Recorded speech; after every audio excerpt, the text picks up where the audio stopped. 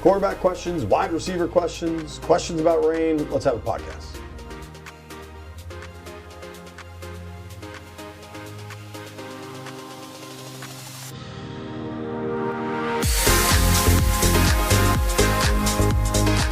What up, everybody? It's Beltway Football. My name is JP Finlay. His name is Mitch Tischler. We're brought to you by MGM National Harbor. Ethan's here. Say hi. Start with, it's interesting because I think positionally, the Jayden situation is by far most important. I think injury-ly, which is not a word, the Terry situation is far more important, but we'll start at the quarterback position. Jayden Daniels back on the practice field, moving around a little bit. Jayden Daniels back talking with us. If you remember last week, they said it was going to be Jayden, and they said, actually, it's going to be Marcus. The NFL mandates that a quarterback talks to the media on Wednesdays. They said it was going to be Marcus. Then that line moved, and it became pretty damn apparent that Marcus was going to play. This week does seem a lot more open. Mitch, I know it stood out to you. I mean, Jayden made clear he wants to play, but that's who Jayden is. Sure. I think it was almost more notable that he made clear that he wanted to play last week. He was asked about meeting with DQ, how that meeting went. He's like, yeah, they told me that I wasn't going to play, and I was clear that I wanted to play. And that's the kind of guy that Jayden is. He wants to be out there playing. You know, I think him talking to the media on a Wednesday, is maybe a little bit of gamesmanship as well as a point that Jayden is moving in the right direction. We saw him running around on the practice field a little bit. He was asked about, has he been cutting and doing the different things, and he said, enough that I can get out there and play. So I think you take it all with a grain of salt because this is going to be another one I think that comes down to, either Friday or Sunday morning in terms of who's going to be playing quarterback there. But, that's the personality, that's the mentality that Jayden has, is that he wants to be out there playing when he can. Right. I mean, this was an exceptionally quick and light practice, too. In the brief portions we were out there, you do see Jayden jogging around, running a little bit. Like, there's no defense. Like, you don't want to extrapolate much from it, but, like, I didn't see a brace. In the locker room, there's definitely not a brace. Like, it doesn't look like when he's walking around, he kind of just looks There's his no normal hitching to self. giddy up, right? Yeah. And now he does have like a unique gait to his walk anyway, which I think some people maybe misinterpret regardless. Just at practice real quick, Jayden did the throwing drills, he threw into the net, they stretched, they did all that stuff. But then it was Mariota and Johnson. And when Josh Johnson was throwing, they had all the quarterbacks line up at receiver and run fake routes. They did that for Mariota too. Right. Jayden was out there. He caught a pass. Calling it running a route it's a real walk a route. It is walking a route. Right. But if there was real concern about him not being able to move around on a field, I don't think they would have him lining up at wide receiver to do some stuff. If this knee was so tenuous and in such danger, he wouldn't be around like he was. Right. Like they're out there kind of messing around. Like he's at least healthy enough to mess around. Yeah. Which I think there are people out there that think he isn't. So whatever hurdle that is, he's cleared it. I don't know at all who's going to be a quarterback Sunday. I kind of lean Marcus still, but I think there's been a lot reported or suggested that probably isn't all that accurate. Not that people aren't getting information from places, but like Jayden, DQ, doctors, they're not telling anybody anything. Right. So like the information you're gathering is from places outside of the 2, maybe 6, 7, 8 people that really make this determination. What was that? Second source? Yeah. It's not. You need the first. It's not even from the direct. It's not directly from the horse's mouth. But that being said, the fact that there wasn't the apparent knee brace on him out there at practice, that we didn't see that in the locker room, is different than what we saw last week. We didn't see him on the practice field, but he did have the brace on in the locker room walking around. So, I don't know that I know what's going to happen at quarterback, and quite frankly, it's important to know whether it's Jayden or Marcus, but what's happening at receiver is arguably more concerning, with Terry McLaurin going to get second opinions on the quad/core injury. JP, you made note of the doctor that he went and saw? Yeah, dude. I mean, judging from today, the timestamp guy, it's Wednesday at 3:40.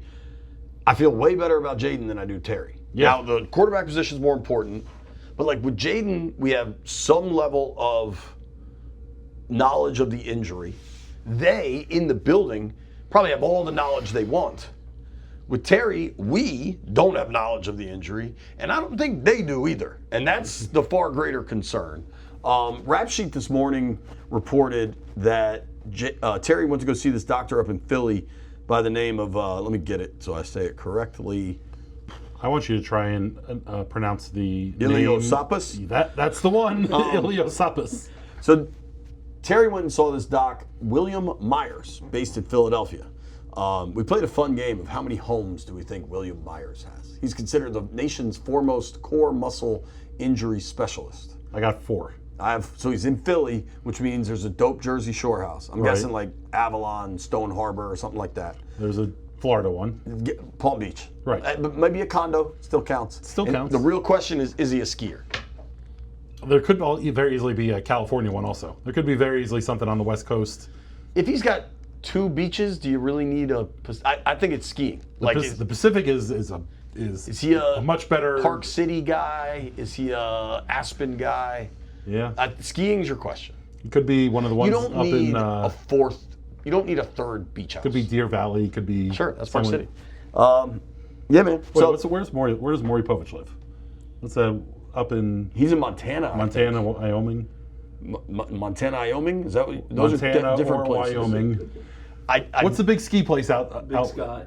Big Skies, Montana, Yeah. Jackson Hole. Jackson is Hole. Wyoming. That's the one I was trying to think of. Thank you.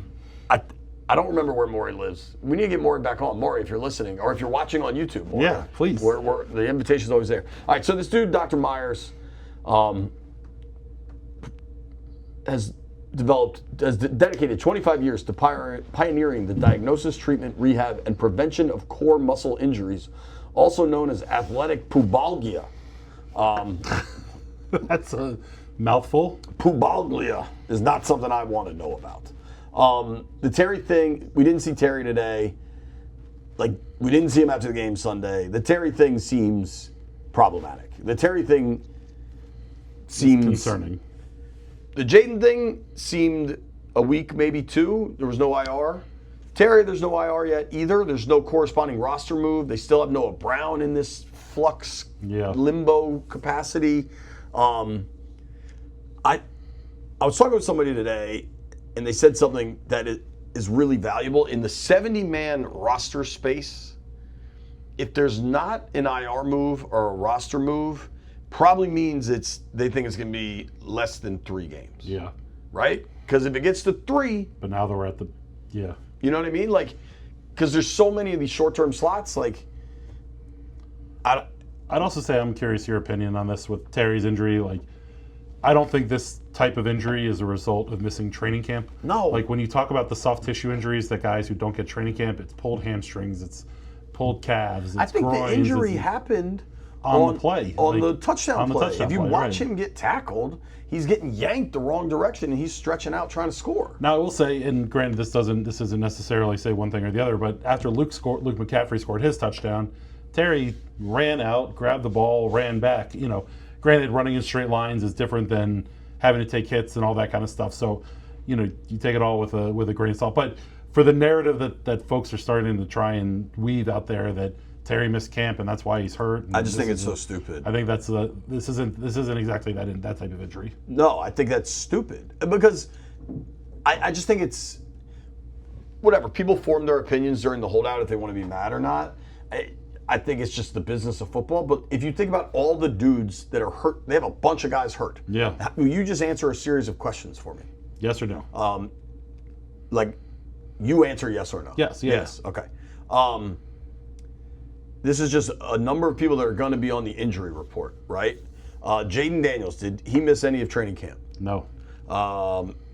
John Bates, was he a contract holdout? No. Percy Butler, contract holdout. He got a new contract this offseason. Trey Amos. No, is a he was rookie. there every day. You got 4 guys on the IR. Jonathan Jones. Yeah, practiced. Will Harris. Practiced. Austin Eckler. He also practiced. And I saved this for last. Who was the first person on the practice field every damn day? Who would know that answer? That's that is peak Mitch beat. That is the Mitch. That is the Mitch The beat. Mitch beat. The Mitch beat. Yeah. First guy to the field, Dietrich Wise. Yeah, dude. if you are of the mindset you don't think Terry McLaurin came in shape by the time he arrived, I'm not here to change your opinion. Because You're not going to. We disagree. Yeah. There's injuries all over the league. The vast majority of those people were in camp for the whole time. So, right. If Terry had gone out and tweaked a groin or pulled a hamstring, first week or two, then there's a direct line you can draw. But this happened on a dynamic play where he was twisted, where he got kind of twisted under as he was being tackled. But the fact that both he and Noah Brown is a real question mark too. There was no real update. Did we see him today? I don't believe so. I don't believe we did. And they're also on the far field. Today was fast and inconvenient for the media. They're happy to let Jayden throw at the net right in front of us, though. But it was. We saw how clunky this offense looked at times in training camp without Terry and without Noah, with Debo still there. Luke McCaffrey had a really nice fourth quarter there. I thought Luke actually played, pretty well throughout the game, but, obviously he got the catches till late. Jaylen Lane had the big, punt return. There's going to be some real opportunities. It looks like come Sunday, there's going to be some real opportunities for the Chris Moores, Jaylen Lanes, Luke McCaffreys of the world to step up and make some moves. And quite frankly, if they decide that either Terry or Noah, and probably one of them will need to go on the IR just mechanically for numbers. There's only 4 active receivers that are up on the roster right now. Where are they going? Where are they going for more receiver You're saying help? on the IR or inactives on Sunday? I'm saying I think at some point they have to make a decision about if both Terry and Noah are going to miss 3 weeks. Who knows what they're going to miss? But if they're both going to miss time, Noah's already missed one. Right, but I think you have to put one of them on IR because you need another receiver on this roster. We'll see what the You see what I'm saying? There's only 4 receivers on this roster right now. Yes, they can call up somebody, on Saturday night, and you're looking at the Jacoby Jones, Ja'Cory Brooks, Tay Martin group that's on the practice squad. But with only 4 receivers, you really are limiting how much you can do offensively if they don't end up having to make a move. That's a great point. I mean, eventually we will find out. I'm more concerned about Terry's injury than I am about Jayden's. And I understand that quarterback is far more important than receiver. I just think the significant unknowns with Terry are higher than with Jayden. I think after talking with Jayden today, I feel a lot more comfortable about what his time frame looks like coming back to play football. And I'm not saying that I know that he's going to play on Sunday or he's going to play next week against the Chargers, but the fact that it was a discussion between him and the coaching staff about whether he was going to play against on Sunday, I think shows you that it's not one of these long-term deals that, when there was ambiguity about what the injury was, you got concerned about, what that injury actually looked like. With Terry, there is all the ambiguity in the world right now. None of us have any idea really what that injury looks like. But when you're going to get second, third opinions, that generally that means you didn't like what you heard from the first guy. Or the first guy's like, man, I don't know. Yeah, the first guy's like, this is complicated, right? Like when regular people go to their regular doctor and the first thing they're like, you got to go to a specialist, but we'll take your copay. Ethan, scoot in. We're on video. If you want to watch us on YouTube, me and Ethan are in an incredibly awkward position. Go to the Beltway Football YouTube page. I swear it's the Monumental page, but I'm done having this argument. If you Google Beltway YouTube, that thing. If you Google Beltway Football, I didn't know you had it on the ground, dude. Yeah, I thought it was on the desk. No, I'm trying to make it eye level-ish for all of us. We now have.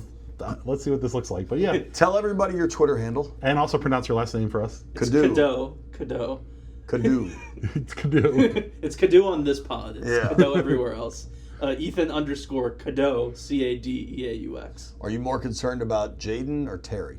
Well, I think Jayden is trending in the right direction. If it sounded like he was pretty pissed off that he didn't play last week, and his answers were short and sweet. I mean, he never really gives us a ton on these Wednesday pressers, but today was especially business-like. I want to play. I'm good to play. I think he was almost trying to make a point a little bit with Terry. We don't know really anything. I mean, we've seen they say his status is in doubt. That's what some of the bigger national insiders have reported. But besides that, there's just a lot of unknowns, and until more details come out, I would assume he's not, or I expect him not to play this week, but I think until more details come out, it's really hard to judge. I would also say, with Jayden, I don't know this one way or another, but I almost get the feeling that Terry's not physically here. Like if he was visiting this other doc in Philly, maybe the doc came here, but there's jets. There are logistical things beyond our simpleton brains. Trains, planes, and automobiles. Sure, they all exist. I don't know, man. I don't want to get too far down the speculation rabbit hole either. There's a lot of doctors on Twitter though that are perfectly happy to get down the. I hate for Terry that he had to take an extra trip to Philly because that city sucks and its people suck. Food's good. The food is good. Yeah. Mitch just lowering the boom on Philadelphia. You know what? After wide giving up receiver 33 room- and covering on Sunday with that kick return, the was cover a real was a killer. kick in the pants. Wide receiver room. There's a lot of questions. Yeah. I don't think there's going to be many answers. No. I mean, is Ja'Cory Brooks like who are you calling up? You know what I mean? I think if Terry and Noah Brown are out, I think you have to call up Jacoby Jones because I think you need somebody who has a little bit of NFL experience out there. I don't even think Ja'Cory Brooks is on the practice squad. No, he's still Yeah, there. Ja'Cory Brooks is. Tay Martin, Ja'Cory Brooks, Jacoby Jones. I wonder. We didn't see a whole lot of Chris Moore. He had the good very first day of training camp. Do you mean Martin? Isn't Jones a rookie too? Yeah. They're all rookies. No, Tay's been in the league. Remember, because his YPC is like 75 yards because he caught that bomb. Yeah, the one. Yeah, you're right. You're right. That dude always tweets me about it. Yeah. Yeah, like the receiver situation is Dyer. it's close. I don't know what's less than dire, but especially when you got to run the hell out of the football. Just you got to keep run the running hell out of the football. And Debo was getting snaps in the run game. I think he goes back to that kind of wide receiver one role. But yeah, I think there's a lot of questions on this offense, and quite frankly, like we talked about a little bit in the press conference room, JP, but the Commanders open -3.5 in this game. I actually haven't known. That number has gone down to now 1.5. We'll get to our 100 chips on Thursday or Friday's pod, but for gamblers, that's not that points to the Falcons are the play, at least as far as what Vegas is trying to tell you. That feels like a real stinky sucker line. Commanders -1.5 after the Falcons went out and got blown out by 30 to the damn Panthers. So it's there's a lot of things stacking up that don't look great for this week. For sure. The numbers look funky. You don't know what you got at quarterback. You don't know what you got at receiver. You like what you have at running back based on last week. You wonder how much of last week was the Raiders being terrible. Certainly a fair amount. The Falcons got their own fires in that house, though. Yeah. I mean, they just fired Ike Hilliard. I'm sure that's going to be the difference for the offense. Mike Penix got benched last week. Raheem's already kind of fighting with reporters. He's like, there's no way we're benching Kirk. Or, I'm sorry, there's no way we're going to Kirk. This is not a competition. Dan Quinn, the only other real note I had was Dan Quinn made a point of saying, I think it was Howard Fendrich with the AP asked him about Matt Gay and the kicking competition. There is no kicking competition. They have full confidence in Gay. He's going to be the guy. I think they're kind of in a corner now that, like, you got to just ride that out. Yeah. Because if it gets bad enough that if it's been this uneven now, if it gets bad enough they have to bring somebody in, you almost just have to cut them. Well, that's... You know what I mean? Like, yeah. What is that cliff he has to fall off of to look that bad? And can you recover from whatever that is? Probably not. If they sign a kicker to the practice squad, then maybe there's room to come back from it all or whatever. But if you bring in someone for competition and they're kicking, you're basically saying that you're ready to move on from your guy. You might need a fake injury. Like, to bring somebody to the practice squad at this point, you almost need a fake injury. Like, oh, Matt, your shin looks tough, buddy. Well, hell, look what the damn Giants did for a second time in 2 years in a game. They came in with no damn kicker, and that guy got his... Now, at least that time, like this past week, They got hurt in warm-ups. Yeah. It's moderately better, but like... No, it happens... I'm not here to defend Brian Daboll, but if the kicker Sounds gets like hurt... you are. Bro, this could happen to any... If the kicker gets hurt in warm-ups, you're already past your availability of inactives or elevating somebody. Like, Yeah. the time is over. Time's up. Over. Snap back to reality. Anything that we didn't mention today, Ethan? The Cadeaux thing has happened 3 times with him, though, so that's a little bit funny. Well, the week 2 here last year, they knew about it the day before. Right. That's egregious. Yeah. I think the only other stat I wanted to bring up, Michael Penix has not won a game in the NFL where his defense has given up more than 7 points yet. Just 2 wins. How about this? I read That's this a rough morning. one. Atlanta is. Let me make sure I get it right. Atlanta has the top 10 rush defense, or the 10th best rush defense in the NFL. So take that for what you will. They give up 96 a game and are number 10. They have 1 touchdown in their last 23 possessions. Atlanta. I like my stat better than your stat. What? Listen, Atlanta has problems, but Atlanta should have won week 1 against Tampa. They did go to Minnesota and win. So I do think there is some of getting boat raced by the Panthers skewing opinions. 100%. But like it seems like it's worked. It seems like it's hitting them too. Like you're firing people and making the OC move from the booth to the field. And kind of throwing Penix under the bus in your explanation. They're moving their OC from the booth down to the field, kind of throwing Penix under the bus in the process because they're like, oh, he needs a better visual relationship. And I'm just like, do they look like they're in a prime position? Vegas-wise, yes, but like seems like they got some trouble going on there too.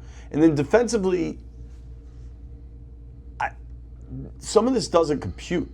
They've given up the least passing yards in the NFL and the 10th fewest rush yards. Yeah. Like their defense has been pretty good. It's funny to say that when you're they're talking put in about a lot of bad positions, I guess. And you're talking about giving a 30 to the. Well, they turned the ball over. I mean, the Penix replacing Penix last week with Kirk left a door open that we thought we maybe see Kirk this week. He shut that down. Sure, but like anytime you replace a quarterback within a game, you're opening up the door for that discussion to be happening. Things aren't going great over there, but the injury bug is a evening factor, and that's something that the Commanders are dealing with way worse than the Falcons are. All right, you want to get out of here? We'll have the pod later in the week, kind of predicting stuff. Yeah, we'll have a pod later in the week where we get down to stuff. I did not know what my Cadeaux, thanks for joining us. Chips Thanks for are. having me. We're doing chips next week or next pod. I know. I'm just saying. I usually have a good idea. I don't know if I have a good idea right now. I usually roll into the pod and haven't thought about the chips much and just kind of fling. But That's not true. that hasn't been working much. That's you got 3-leg parlays with player props in them. You're at least looking through stuff. I just pick a winner. And frankly, the Vegas side of this, I'm gonna have to find some stuff. I'm gonna have to open the phone. You're not gonna go with Falcons in this one? Man, The thing is, like, Vegas is going to tell you that they're going to need the Falcons to win this game or to cover this game, win 1.5 points. But see, I think they're going to be way over leveraged in other spots. Like, you know what Vegas is going to need is the damn Cowboys Sunday night. yeah, Like, there's going to be stuff Vegas is going to need. I don't think this is going to be a big Richter scale game. but that's also What if Friday DQ announces Jayden's going? What does that line do? goes back to 3.5 probably. It never was 3.5. It opened at 3.5. No, it was 2.5. Oh, I saw 3. It was 2.5 and dropped a point.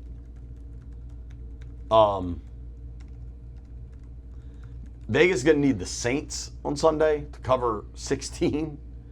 All right, you want to early lean on my chips? You want to just let's see where we're at. Early lean is an under in this thing. Is that where the money's on the over? Yeah, no. Yeah, there's probably not. All right, money. let's get out of here. We don't need to give early leans Right. on Let's chips. yeah, if you made Bye. it this far, JP owes you a A random pop in by Ethan.